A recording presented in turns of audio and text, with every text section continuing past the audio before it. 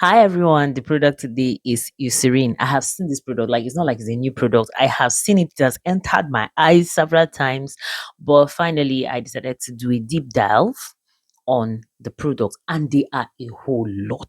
Like there's a whole lot. When I started, that was when I had to just narrow down my options, to be honest with you. I just came here with the three most popular Eucerin creams. I've seen them, vendors have sold them, people have recommended them, they have a good marketing advertisement strategy as well, right? And here are the three I want to speak about today. Meanwhile, if you're seeing this face for the first time, my name is Asma Zakria and I'm a cosmetic formulator based in Nigeria, and I own a Nigerian based cosmetic product for skin and hair of color. Yes, melanin skin, people that resemble me. You can call me selfish, no problem. Let's all do it. For the longest of time, the cosmetic industry has not been catering for our own demographic. So finally, we are doing it ourselves, isn't it? All right, here are the ingredients for the three most popular creams. Now, I picked three, like I told you guys, there are a whole lot. So I chose Eucerin Original Healing Cream. They said is rich, heavy, designed for extremely dry or compromised skin. So that is someone that has issues with their skin barrier. Then the second one I choose is Eucerin Advanced Repair Cream. Then the third one is Eucerin Eczema Relief Body Cream, a steroid-free soothing cream designed to relieve minor skin irritation and itching due to eczema. Now, before I dive into these three that I choose to talk about the ingredient listing, to be specific, is the ingredient listing that I'm analyzing here. I did a little bit of digging of the history of Eucerin. Now, Eucerin has their headquarters in Germany. Yeah, but they also have other outlets, more like franchises. Yes, there's one that is popular from Poland. They have one very popular franchise from Poland. And looking at the history of Eucerin, it made sense when I went through the most popular creams I'm about to speak about the ingredient list, is the fact that it is dermatologically assessed or reviewed or investigated or built on dermatology. If you guys know what I'm trying to say to you, and I don't know if I've said it here before, is the fact that um, R&D looks very alike, isn't it?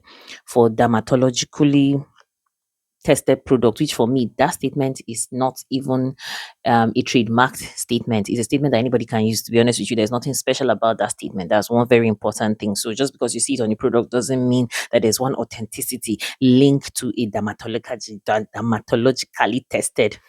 Is a common word, is a common phrase.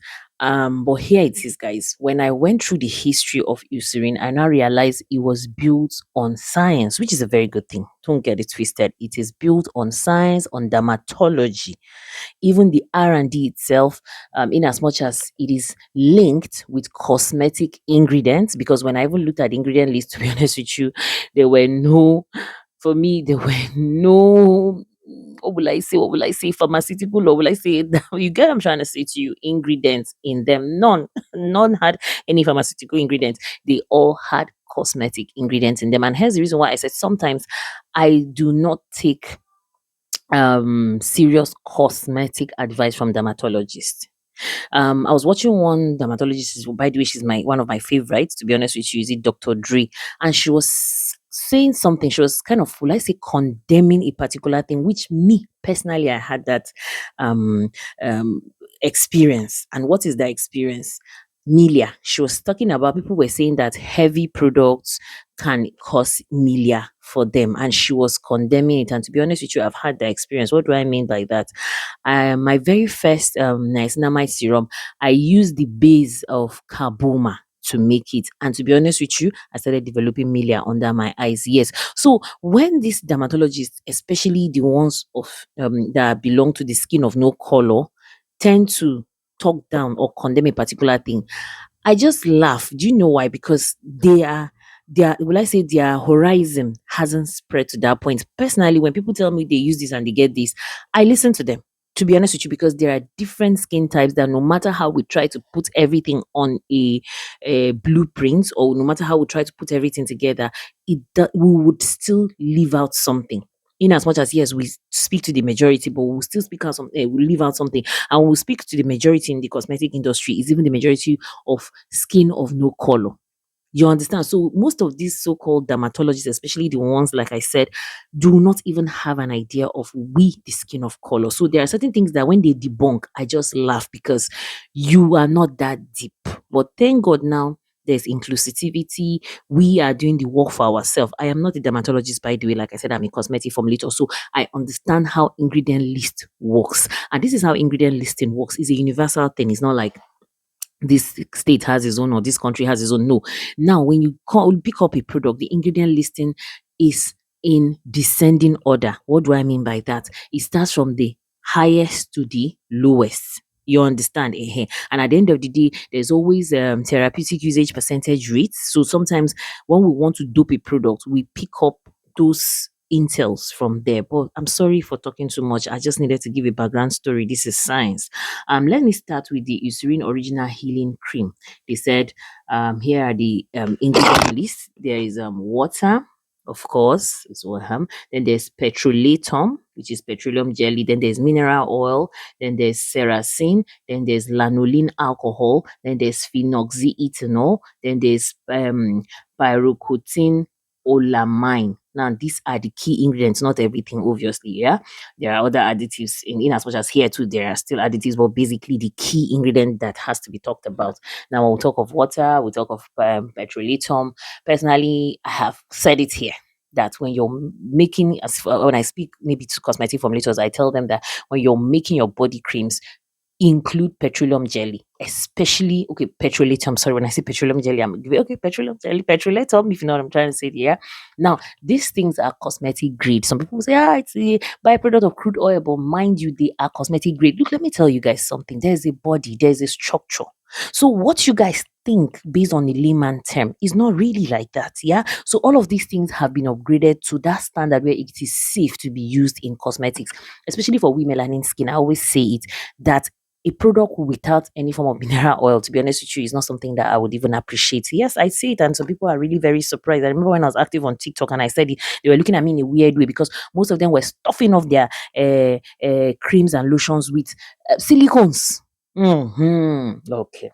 Do I keep going? Now, lanolin alcohol is actually an emulsifier. Phenoxyethanol, if you're an oldie here, you know that that is one of my favorite preservatives in the world. I have not found any yet. All right, so basically, that is it about the original healing cream, and it makes sense. Everything there is healing. Yeah, when you talk of petrolatum, mineral oil, and only all those are healing. Now, moving on to the Eucerin Advanced Repair Cream. Now, this one they said is fast absorbing. Let's see how it goes. And they said it's designed for dry skin. And that was where, to me, there was some kind of question mark. Yes, I think not our own kind of dry skin, not our own kind of melanin dry skin, because looking at the ingredient listing, to be honest with you, for dry skin, we say water, then there's glycerin, then there's urea, then there's cetearyl alcohol, then there's hydrogenated Coco-Glycerides, then there's Octyldodecanol, yeah, which happens to be a stabilizer and a fatty alcohol. So I've said it here before. If you're an oldie, you will know that alcohols are not terrible, like per se. Okay, this is we have different categories of alcohol in cosmetics. Yeah, we have the fatty alcohol, which are good for the skin, fatty alcohols. Then we have preserving alcohols, preservatives. Then we have denatured alcohol, which are those ones that usually have the thumbs down. They're the ones that have the disadvantage.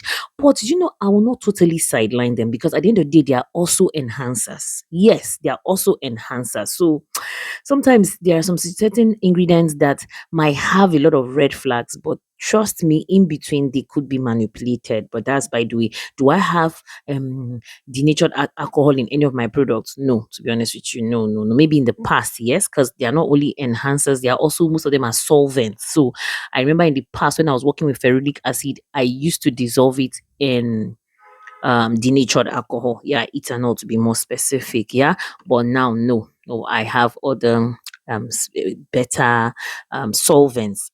Are you getting what I'm trying to say to you? We keep improving every day. So another ingredient there is caprylic triglyceride. Then they have shea butter, then sodium lactate. Now, here's the reason why I was a bit skeptical about this for a dry skin, a melanin dry skin, maybe a skin of no color dry skin, okay, but a melanin dry skin, to be honest with you, this is not going to cater for you.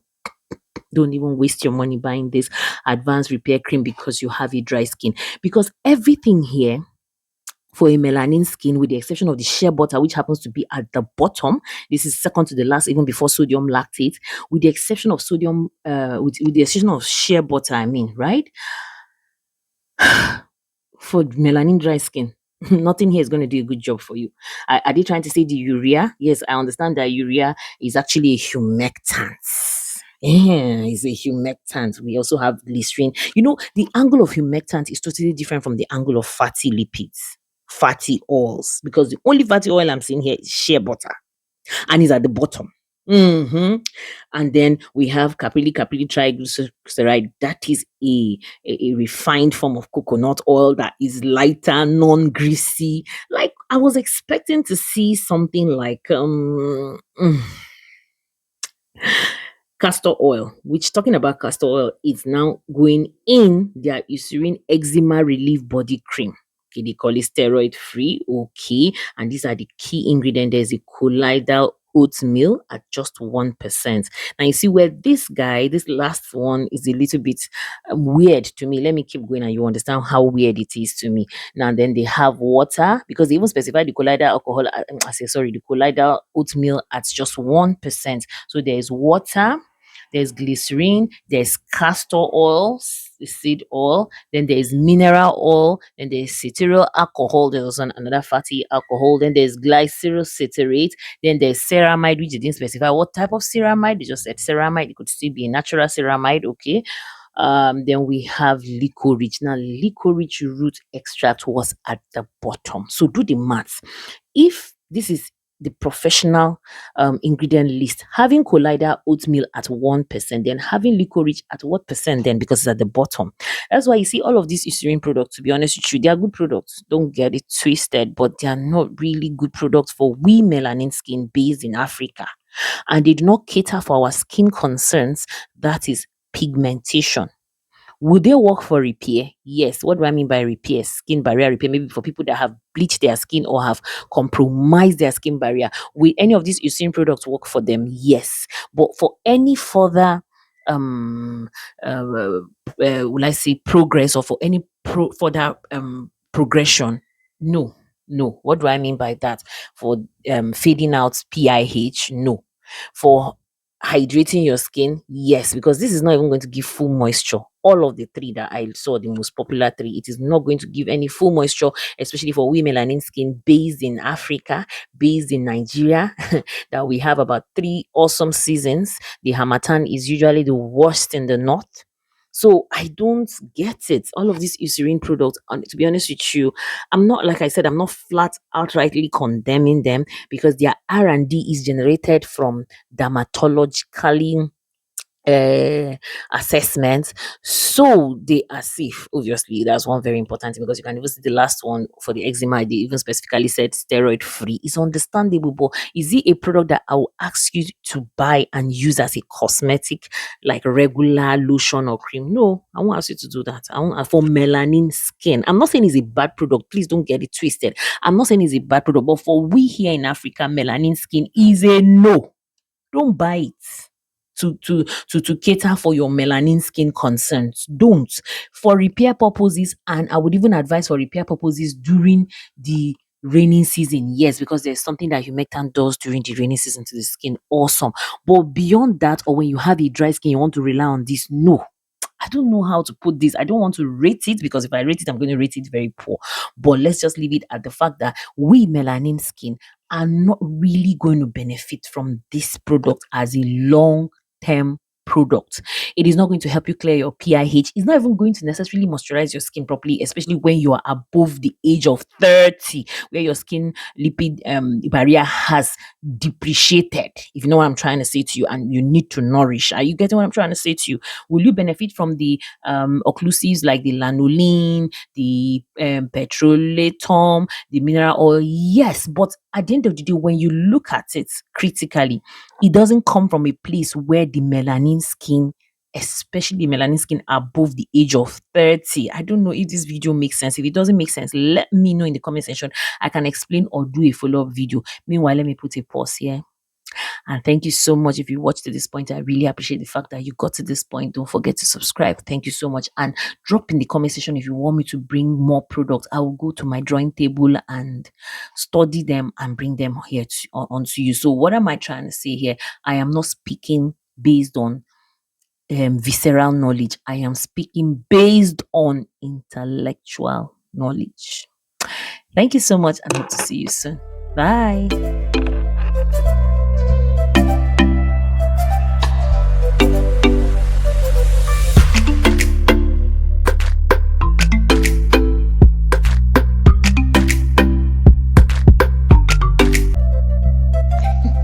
It's Strong Case the Jam Maker.